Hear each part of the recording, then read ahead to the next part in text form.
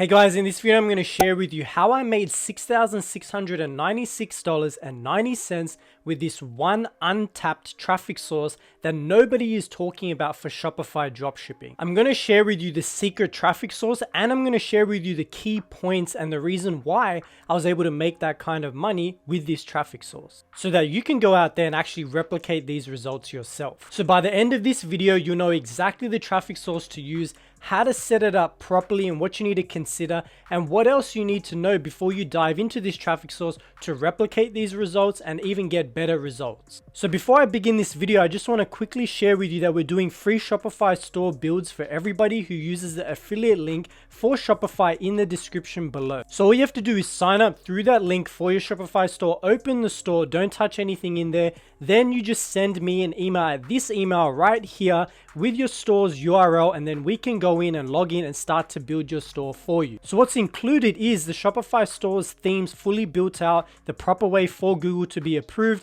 as well as 10 winning products that you can go out there and start selling on Google, specifically for Google, or you can take it on Facebook or Snapchat or Instagram, wherever you think you want to start advertising, as well as a jumpstart guide for your first 10K month. That guide is going to show you exactly what you need to do in order to get to your first 10K month with Google Ads. So go ahead, just sign up for your Shopify store through the affiliate link in the description below to get your free store, and then send me an email right here with your store's URL. So let me get into my computer now to show you the free traffic source that made me $6,696.90. Alright guys, so we're in the back end now, so I'm going to show you how I made $6,696.90 from this secret untapped traffic source. So let me get straight into it. What is the traffic source? It is Bing shopping ads. So in my last video, or a video before that, I spoke about Bing shopping ads as being something that not many people do, or that they focus on, because it is a kind of limited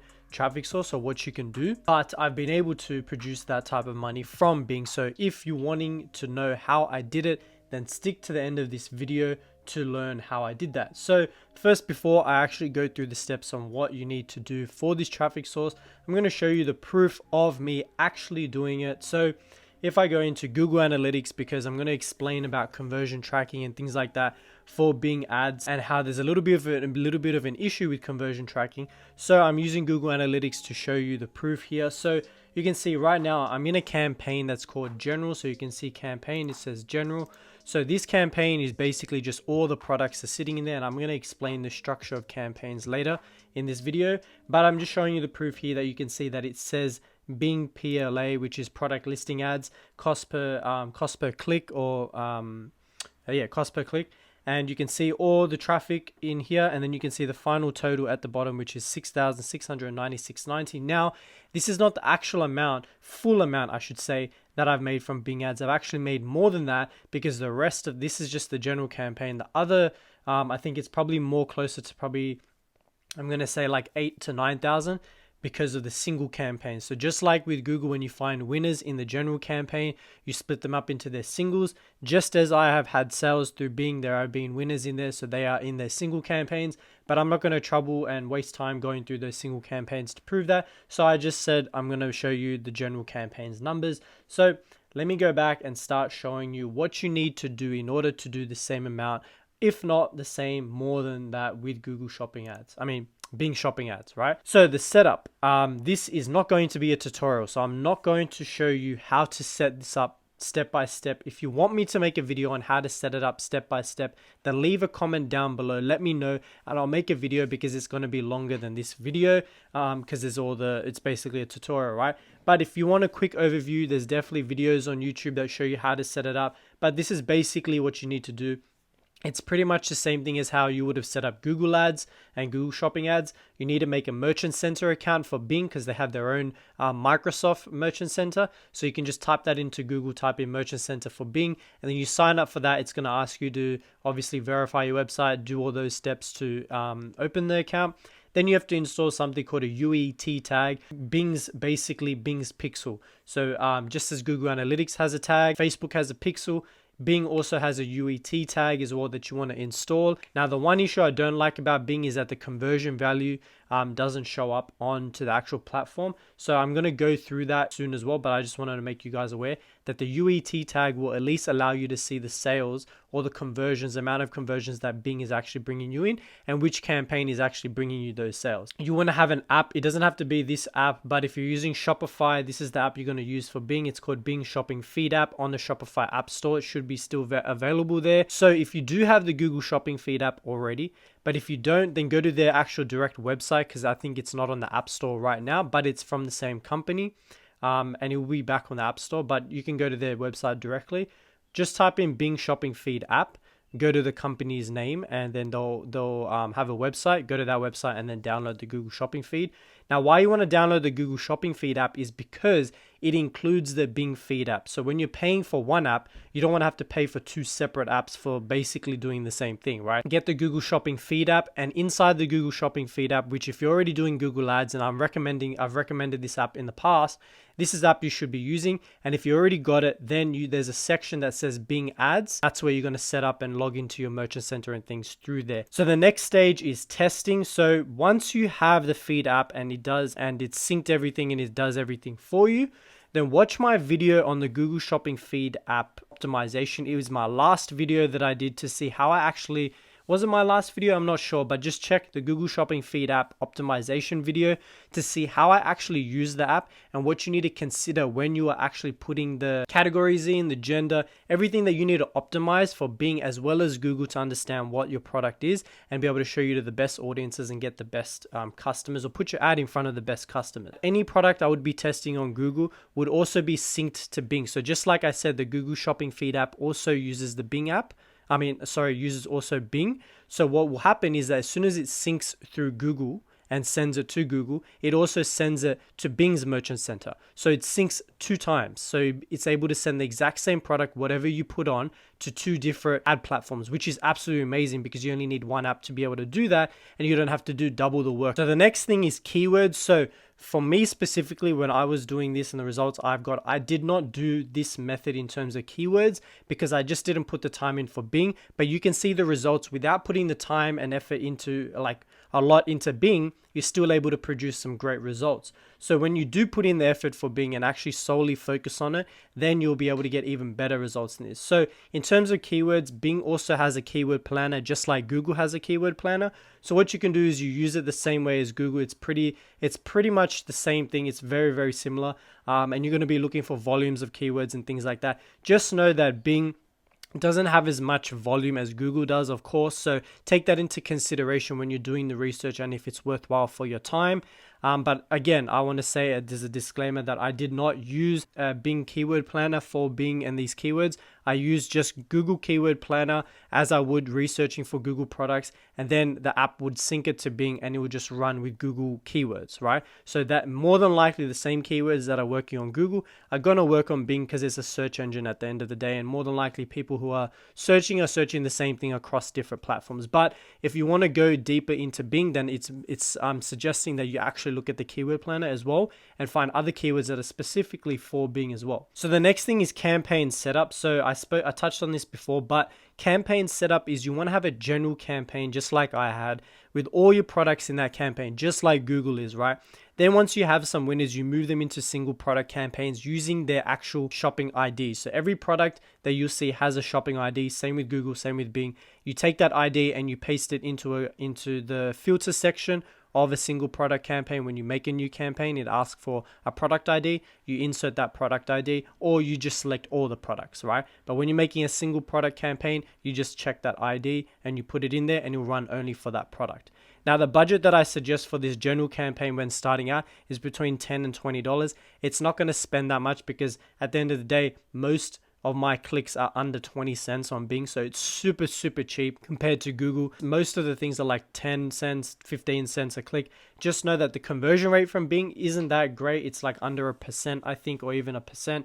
So it's not that great. And I haven't tried Bing on a niche store specifically, so that could be something that you could test out on a niche store and see how your conversion rate goes. So if you do test that, let me know in the comments down below, see how that goes for you as well. The next thing I want to speak about is conversion tracking. Now, I spoke about just before how Bing just doesn't show you the conversion value, and it has a lot of tracking issues in that way, which is super annoying because you just can't see how much that ad has made you and it's really annoying because on the platform you can't see it. So I did call up Bing, spoke to my Bing rep as well, and they didn't even know why it wasn't being converted, because they checked that my UET tag was installed. I put in all the conversion values. They said you need a coder to come in and do these custom coding and things. I'm like, this is a waste of time.